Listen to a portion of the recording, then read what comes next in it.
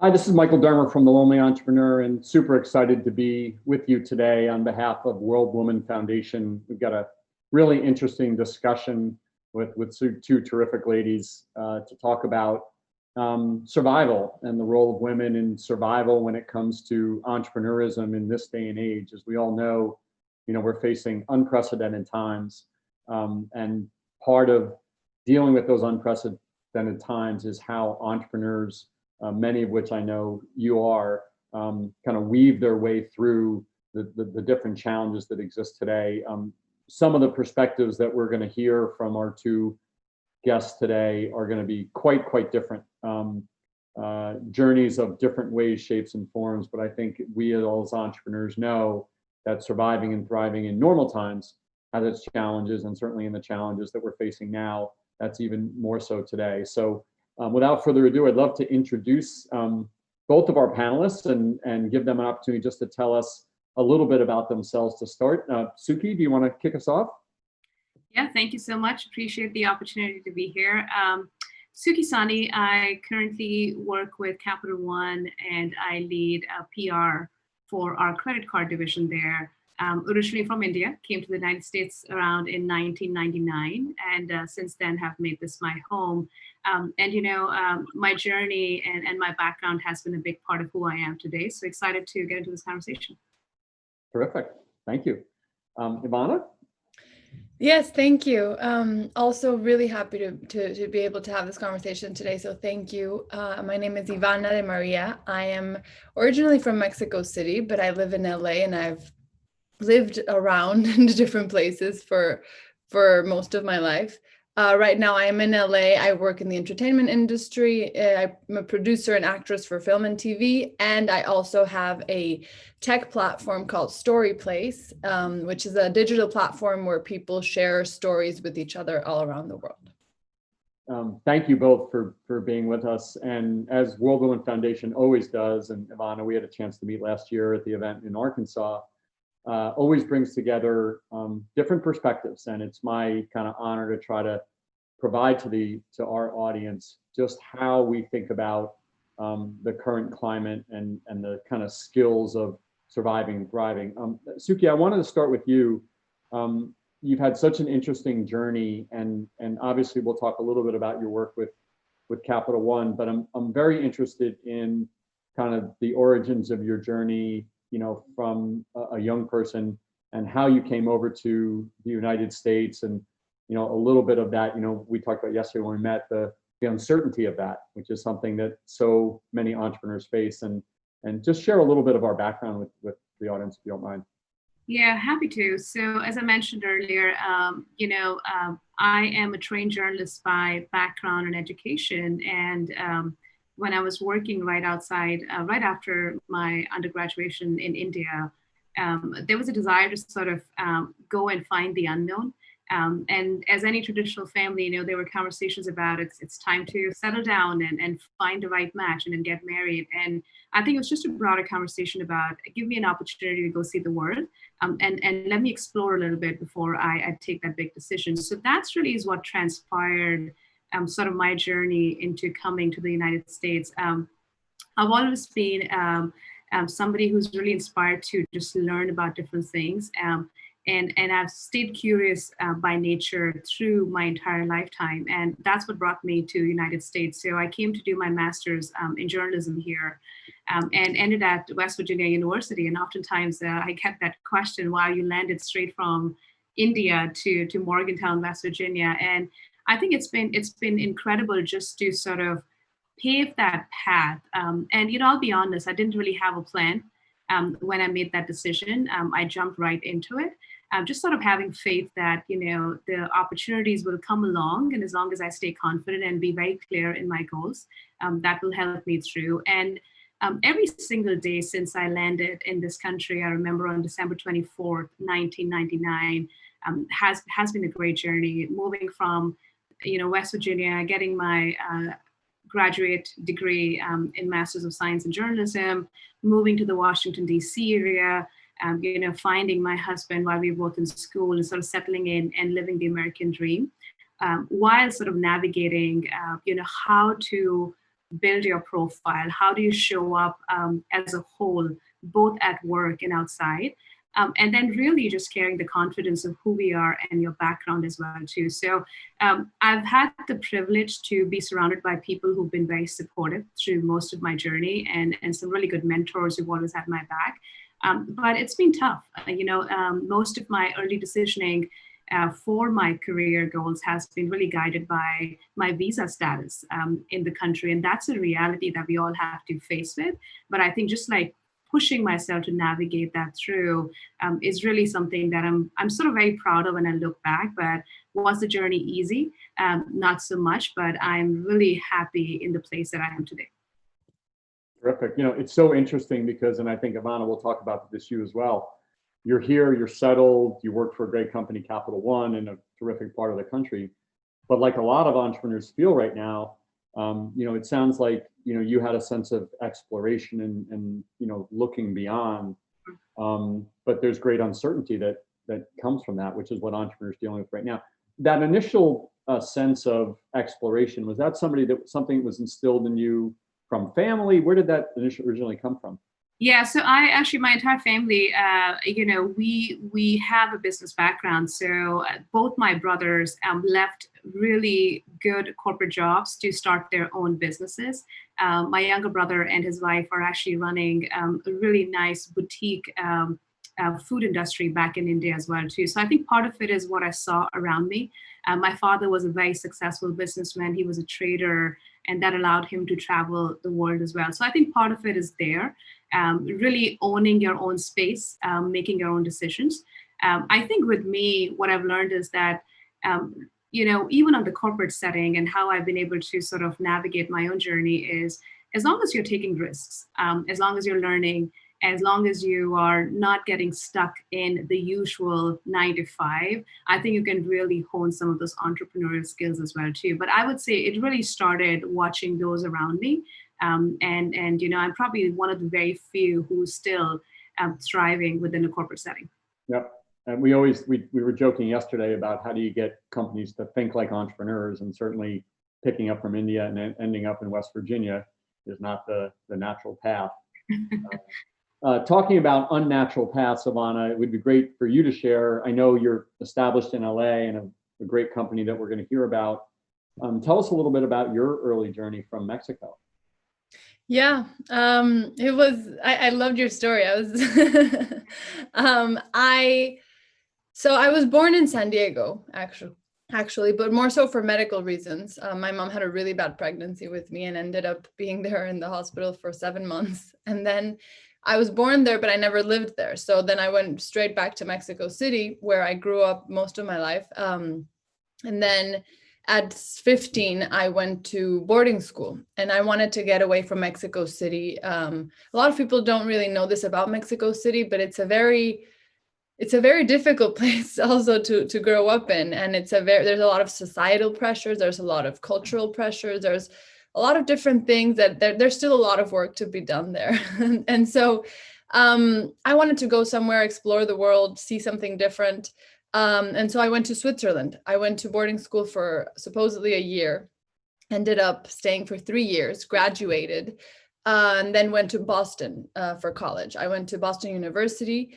And when I got there, everyone, I've always had a very business mind, but I've always been very creative as well. And so I remember when I was, had to choose what I was going to pursue in college, everyone kept asking me, well, what are you going to do? Which one are you going to do? And I always said, well, I want to do both. And it was, most people told me I was insane. And then actually the people in the university, I said, yeah, I want to study finance and acting.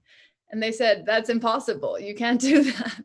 And so I took 6 months off and I went to New York to think about which one I was going to choose. And it was such a difficult decision because I loved both equally. And I took a job at Merrill Lynch during the day, and then I was doing acting school at nights. And it was insanity. I mean, you couldn't do both at the same time. And then I went back to college, focused on finance and law. And then during summers, I would do acting school. And my plan was always to graduate, move to LA, and pursue acting full time. I love learning. That's I like learning just for the sake of learning. And that was something that people were very confused about, because it was almost like if you were learning something, it had to be because it was directly tied to your job. And I was always very curious just in general about learning. So I graduated, moved to LA to pursue acting, and very quickly started producing, because I couldn't take the whole system of LA acting. It's very difficult. It's very unfair also. And so I started producing the stories that I wanted to act in. And then I started also producing other things that I wasn't acting in, and acting in things I wasn't producing. And I started doing a little bit of everything. Again, people got confused because they said, "What do you do for a living? I don't get it." And it was always very hard for me to define one word as like a job title.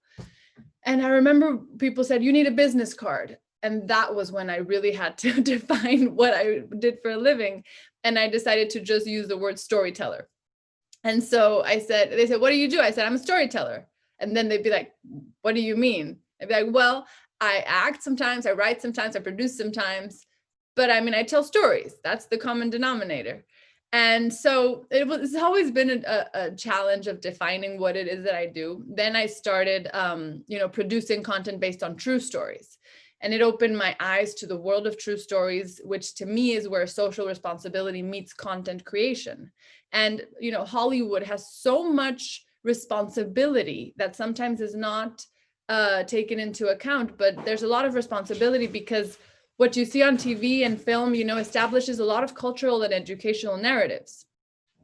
And so I wanted to continue producing content based on true stories. I started looking for stories. Where do you find stories? Where is the database of stories?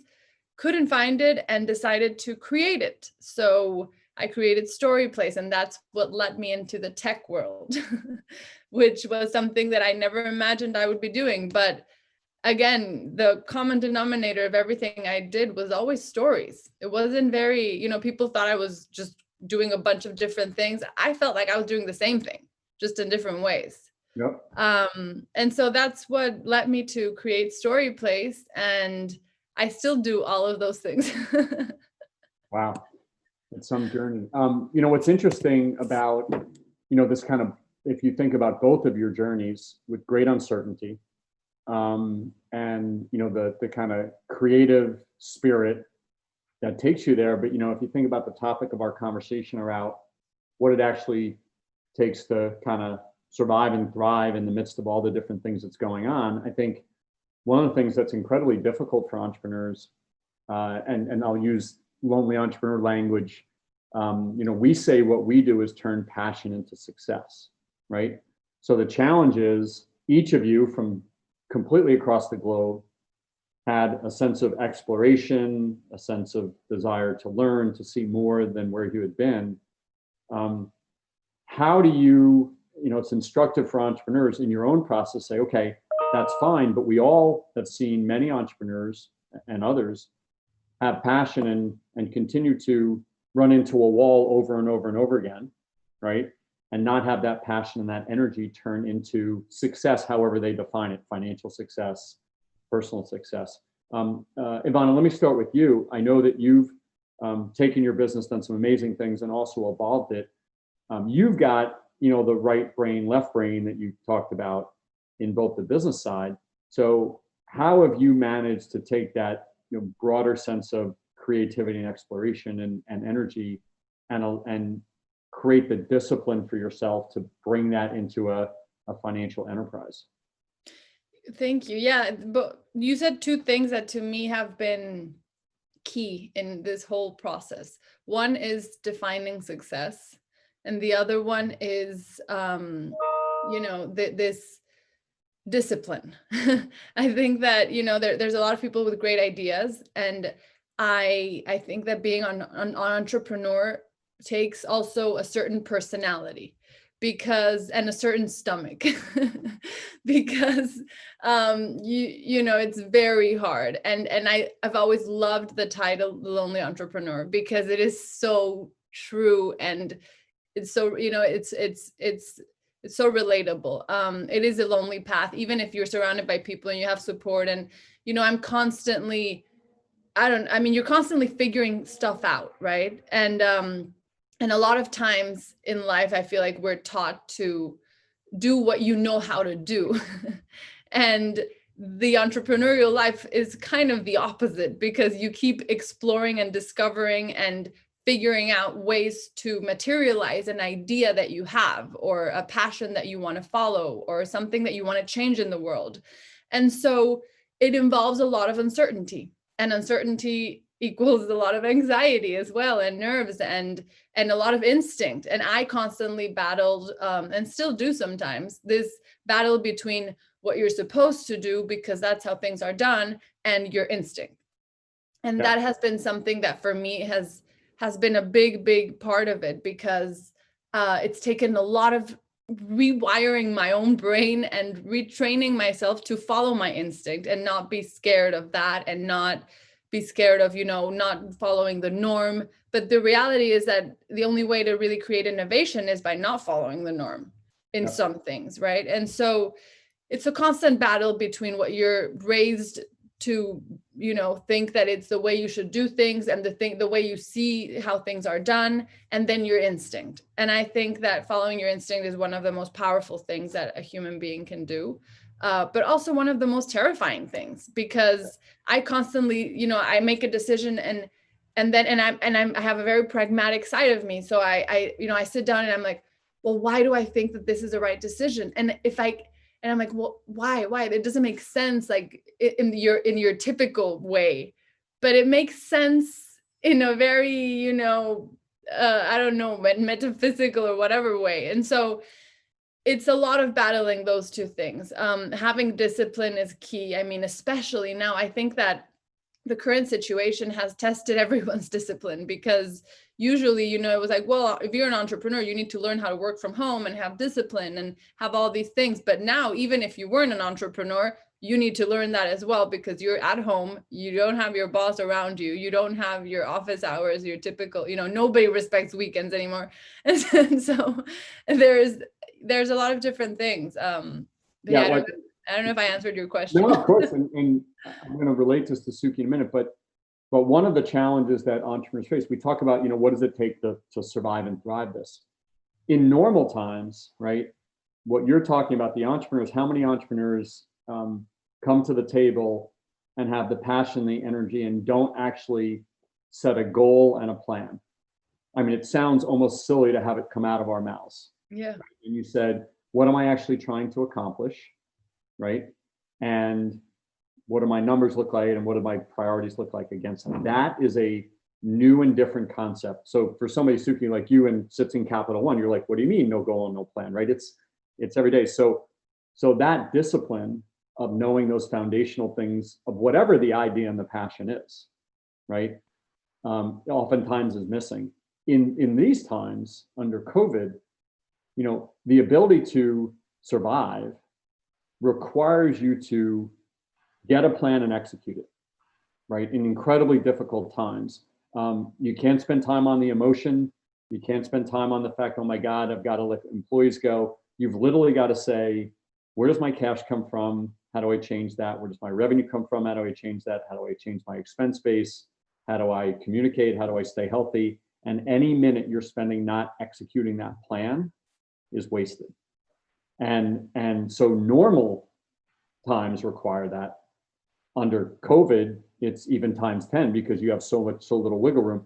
So Suki, if you were working, when you work internally in Capital Idea and you say, I'm going to change the way that Capital One is perceived in the market from a public relations perspective, I would imagine you've got to make a business case, right?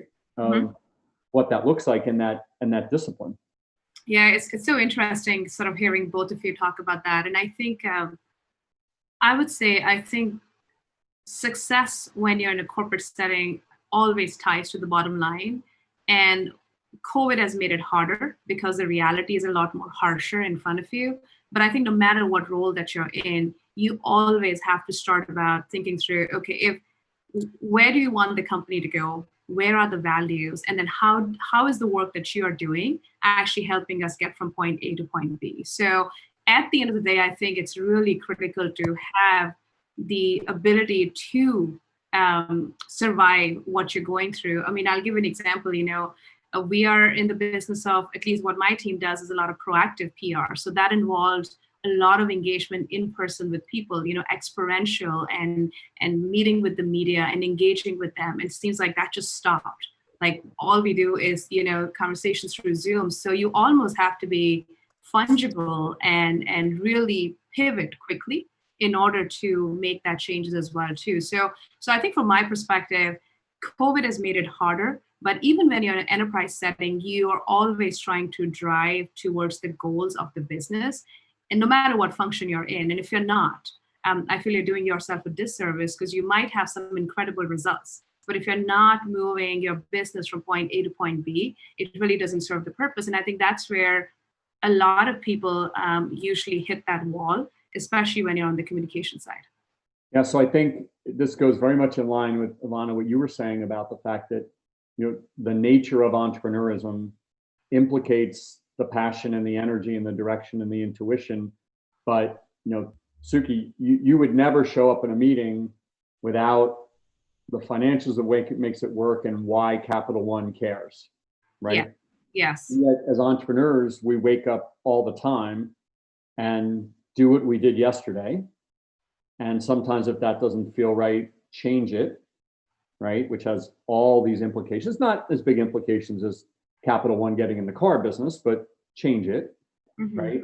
And don't first start with the foundational things of what's my plan, what's my goal, what's my plan to get there, financial and otherwise. When we talk about thriving in the midst of COVID, you have much less wiggle room, right? You need to, you're on the edge, if you will, because your revenue has been hurt, your expenses need to be lower, your cash isn't as clear, you've got to proactively get more cash, like from government program, and anything that's not spent in the context of a plan, not only you, but your team, right, that's under these stresses. And I think, Ivana, if you think about the way that your business has evolved, I think these are the critical skills. When you have to change your revenue on the fly, that takes all of your time and energy and creativity to be able to do that, right? And if you're doing that and not in the context of these are the specific things I need to happen across revenue, expenses, cash, you'll spend a lot of time doing that. But if you haven't reworked your expense base, right? We give the example of, before you had $10 in revenue and 7 in cost and you made 3. Well, now your revenue is going to be 7. So your cost has to be 4, right? So I got to rework the 4. And at the same time, I'm not guaranteed I get the 7, right? And I've got to rework that. So without this, it sounds very cliche, but without aligning, like you said, without the discipline to a plan or approach, doesn't have to be a perfect approach, but it's like, if I'm going to go from Indian to Morgantown, right? Like, is that my goal? At least I might change the plane or the train about how I get there. But if I go, I'm just going to show up in the US, right? Which is the way, Ivana, right? Like the way it feels at times with many entrepreneurs. I think you had the benefit of having, both the financial and business background, and also the creative background. But how have you learned that discipline or employed that discipline, in your evolution? I feel like it's a very interesting question. On the one hand, I'm very organized. Even though entrepreneurship can be, a little like there's so many unknowns, like you said, and you're constantly adapting, constantly figuring out, but I am very organized. And that I think has helped me tremendously, because I can't imagine if I wasn't.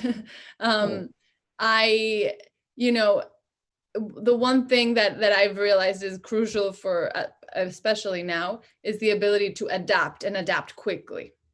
Yeah. And whenever I hit a wall with something, or something doesn't feel right, I have to go into some sort of creative brainstorming session where it sounds very fancy and it sounds like it's a room full of people, but it's actually just me locked in a room with a whiteboard thinking. And I really, I lay it all out. I constantly revisit, from A to Z, the entire thing. Even during COVID, and I was telling you this yesterday, but You know, even during COVID, I redesigned the entire business model for Story Place, and it was so crazy when you thought about it. You were like, what? Like the whole thing just changed drastically. But it's weird. Like once you really just sit and think, like if you really just give yourself the time to sit and think and observe the thing instead of just going, which is what COVID allowed me. You know, it forced me to pause and to hold back and look at it and think and just watch it. And this was something that I probably wouldn't have allowed myself to do because I was in such a hurry and I was doing all these things and going. And so when I did this, there were so many things that were so clearly not right. And I think it was because, you know, you keep adding things and adding things and adding things and adding things, and you rarely revisit these things on the bottom. And so when I did this, it was such an obvious answer and it felt like an epiphany. But that, I mean, I give myself the time to think. I also, you know, one of the things that has kept me going is the fact that, and this goes back to what I was saying about defining success. You know, when you start something as an entrepreneur, you have so much passion, like you said, and it's about the passion and the goal and all these things. But then along the way, there's all these other elements that come into play that put a lot of pressure, from number of users on the platform and revenue and this and that. And so let's say that the essence of why you started this, you forget about it a lot. You forget about it. And so what happened to me, which was also very interesting, was that I was so busy doing all the other departments that usually you have in a company, but they're all me, that, you know, I hadn't actually taken the time to sit and just read people's stories and use the platform and see how people were using it. And when I actually did that, it was so surreal because it was exactly what I had been wanting to accomplish. And it was such an amazing feeling because, you know, as an entrepreneur, you rarely have measures of success. And that's something that's really tough because you never know how you're doing until suddenly you're doing amazing or you fail. You know, it's like, and so I always joke about the fact that it would be amazing to have live report cards every once in a while, you know, that just tell you how you're doing. But with these things, you know, when you establish these goals or measures of success that are attainable, that are maybe not necessarily monetary or not necessarily directly linked to investment, but they are successes because that is the reason why I wanted to do this, because I wanted people to share stories like we used to do in the prehistoric era. And when I saw this platform and I started reading how people were interacting, that gives me the motivation to continue on every single day. Well, I think what's super interesting about that is when you think about the thinking comment. I think I shared with you when my healthcare business almost collapsed in 2008, and we built it back up and sold it. After I sold it, I actually felt like that was the first time I'd used my brain in 10 years. It was after I sold it, right? And we had got money and the pressure was off and all that fun stuff. I think the way that relates to, you know, the current environment is that you've got to be able to think, because there's a lot of these complexities going on right now, right? You've got to be able to take your energy and align it, right? That energy has to be around what is my plan and how I'm going to execute. You don't have the ability to say what if. You don't have the ability to analyze, right, situations as much as you would like, because every situation is risky.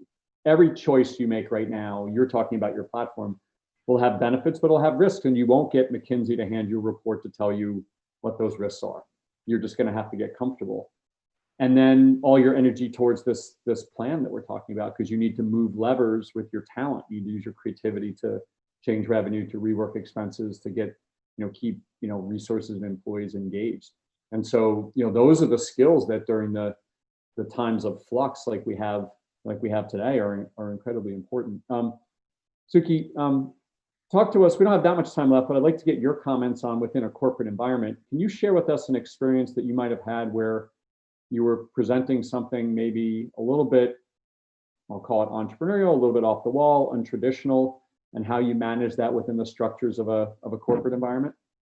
Yeah, I think no matter where you are, I think just having that entrepreneurial mindset, sort of, having we always have a plan, whether it's in life, whether it's parenting, whether it's your work, but then having these short-term objectives that are attainable in the short term, and then really having a vision around that. So, at Capital One of the reason why I've been there for 10 years is we actually have a test and learn approach. So I think you said this, Ivana, earlier, like innovation, right? You can't innovate if you don't fail. Like, how would you really learn what you did if you're not? So failure is a big part of that. But I think having a culture that allows you to fail and emerge from that, and then really take those learnings. So we focus a lot less on success and more on, is there an idea that pushes us to think differently? Is there an idea that allows us to get a little bit uncomfortable? One of my mentors had told me a while back when I was in school and said, if in life you're not uncomfortable, that's not a good place to be in, and that's not a measure of success. So I feel like that's just been incredible knowledge that I've been able to use. And again, it's hard to pinpoint one example, but they're just like, that's just the way we sort of approach everything that we do. I would say with COVID right now, communications as a strategic lever is more important than it has been in the past, whether you're communicating with your associates or employees, or you're talking about how do you maintain the reputation of your company as well, or even just like, it's a very, very tough topic to talk about. We've had some recent incidents around social justice in this country, and that just doesn't come naturally. So I think the role of communication suddenly has spearheaded where we have the ability to have a seat at the table and really drive some of those conversations as well. But I think just like being open to and knowing that if you have an idea and you've thought through it well and there's a plan to support that, go present that. An idea is only as good if it's in your head, right? You really need to figure out a way on how to bring it to life. So I think that's incredibly important for us. And then specifically for me, I think I take a lot of lessons that I've learned in how I've navigated, again, like I mentioned, just the visa journey and making my journey from being a student to becoming a citizen of the United States, right? That's just taught you that there's a lot of unknown out there.